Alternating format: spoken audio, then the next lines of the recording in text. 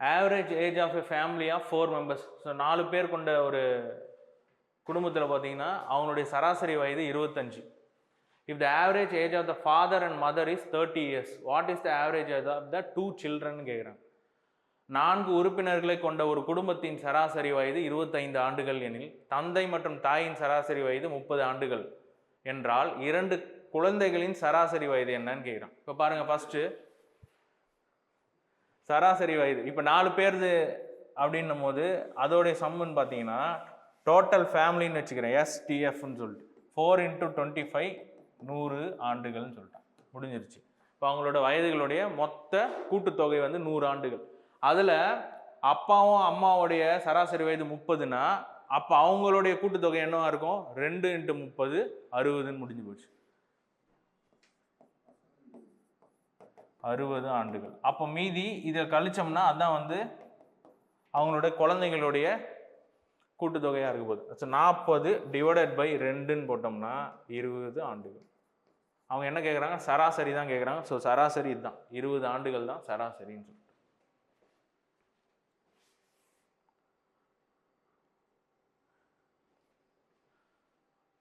Average of a group of 50 numbers, 15 numbers is 12. If the average of first 10 numbers is 10 and the average of last 5 numbers is 15, what is the 11th number ன்னு கேட்குறாங்க. 15 எண்களை கொண்ட ஒரு குழுவின் சராசரி 12, முதல் 10 எண்களின் சராசரி 10 ஆகவும் கடைசி 5 எண்களின் சராசரி 15 ஆகவும் இருந்தால் 11வது எண் என்ன? சேம் அதே தான். நீங்கள் ஃபர்ஸ்ட் டோட்டலாக 15 நம்பருக்கு கண்டுபிடி. 15 நம்பருக்கு என்ன வரும்? எஸ்டி டோட்டல் 15 × 12 180. ஓகேவா? ஃபர்ஸ்ட் 10 எண்ணுக்கு பாருங்க, S10 10 × ஆவரேஜ் என்ன? 10 100. நெக்ஸ்ட் கடைசி 5 எண்ணுக்கு வருது.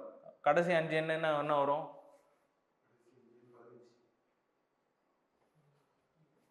ஸோ 5 × 15 75.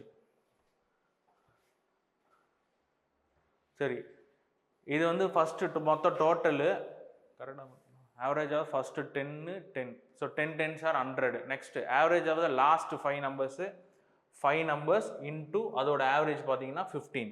ஸோ 5 × 15 75. கரெக்ட். இப்போ இதில் என்ன கேட்குறாங்கன்னா 11வது எண் என்னன்னு கேட்குறாங்க. 11th நம்பர் என்னது? எப்படி சொல்லலாம்? சரி, இப்படி எடுத்துப்போமா. இப்போ இது வந்து 180 டோட்டலா, இது வந்து ஃபர்ஸ்ட் 10 நம்பர்னு சொல்லிட்டானா, அப்போ ஃபர்ஸ்ட் 10 நம்பரும் 10 10 தானே இருக்கும். ஆவரேஜ்னா 10 10ன்னு இருக்கும். அப்போ 100 வரையும் முடிஞ்சிச்சு. இப்போ மீதி எத்தனை நம்பர் இருக்கு? மீதி எவ்வளோ இருக்கும்? 80 வேணும். 100 போயிடுச்சுன்னா மீதி 80 இருக்கணும். ஓகேவா? அப்போது 80ல் இவன் சொன்னா அடுத்த 5 நம்பர் வந்து சராசரி 15 15ன்னா இப்போ மீதி எவ்வளோ இருக்குது? இதில் 5, அதோட சராசரி 5 நம்பர் 1. அப்போது என்ன வரும்? 16ன்னு வருமா? 11வது நம்பர்.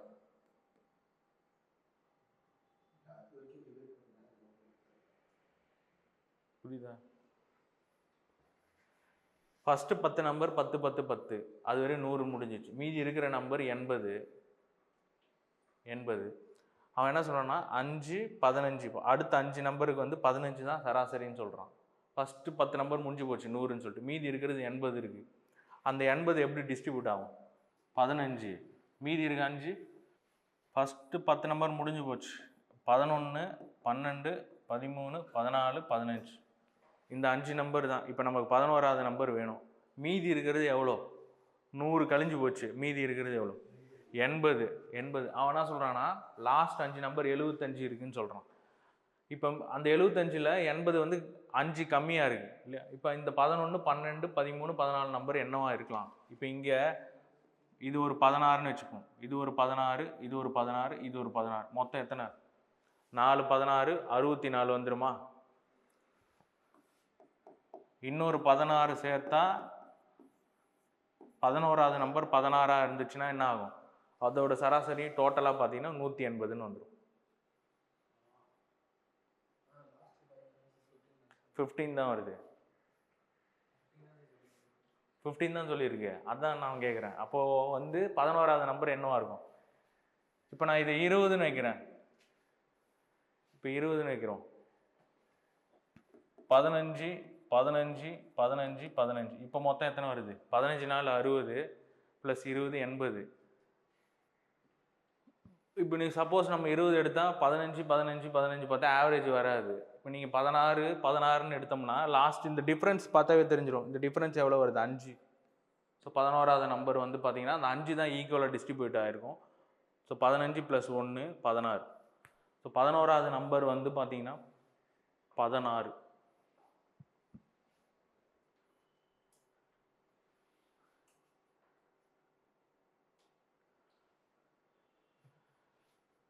ஐந்து எண்களின் சராசரி 30. ஒவ்வொரு எண்ணையும் 2ஆல் பெருக்கினால் புதிய சராசரி என்னவாக இருக்கும்? ஸோ 5 எண்கள் அதோட சராசரி 30னா கூட்டுத்தொகை என்னவா இருக்க போகுது? 150. ஒவ்வொரு எண்ணையும் 2ஆல் பெருக்கினால் அப்படின்னா இங்கே பாருங்க, இந்த 30 தான் வந்து சராசரின்னா நான் என்ன சொன்னேன்? அதே மாதிரி ஈக்குவலாக டிஸ்ட்ரிபியூட் ஆகிருக்கும் 5 எண்ணு. இப்போ ஒவ்வொன்றத்தையும் பெருக்கணும் அப்படின்னா 60 60ன்னு மாறிடுமா? 60 60 60. அப்போ 60 60னா இந்த இடத்துல 60 × 5 என்ன வரும்? 300. அதுக்கு டைரெக்டாக என்ன பண்ணலான்னா இந்த கூட்டுத்தொகை × 2 300ன்னு வந்துருச்சா? இப்போ என்ன கேட்குறான்? புதிய சராசரின்னு கேட்குறான். டோட்டலாக 5 நம்பரு. அப்போ 300 / 5 60. சரி, இந்த மாதிரி கொஸ்டின் கேட்டாங்கன்னா மல்டிப்ளைடு பை 2 இல்லை டிவைடட் பை 2 அந்த மாதிரி கேட்குறாங்கன்னு வச்சுக்கலாம். டேரெக்டாக என்ன பண்ணுறீங்கன்னா இதுக்கு முன்னாடி என்ன சராசரி இருக்கோ அதை வந்து மல்டிப்ளை பண்ணிடுங்க × 2. ஸோ அதே தான் ஆன்சராக போகுது. நீங்கள் போட்டு பார்த்தாலும் அதே தான் வரும். டேரெக்டாக நம்ம என்ன பண்ணலான்னா சப்போஸ் வந்து டிவைடட் பை 2 2ஆல் வகுக்க அப்படின்னு சொன்னால் 5ஆல் வகுக்கன்னா எந்த நம்பரால் வகுக்க சொல்கிறாங்களோ அதை டிவைடட் பை 2னா 15ன்னு வந்து. ஸோ இந்த கணக்கில் மல்டிப்ளை பண்ண சொன்னால் பெருக்கு சொல்லியிருக்கிறதுனால 2ஆல் பெருக்குனா நீங்கள் பழைய ஆவரேஜை 2ஆல் பெருக்குங்க. அதுதான் வந்து புதிய ஆவரேஜாக வரும்.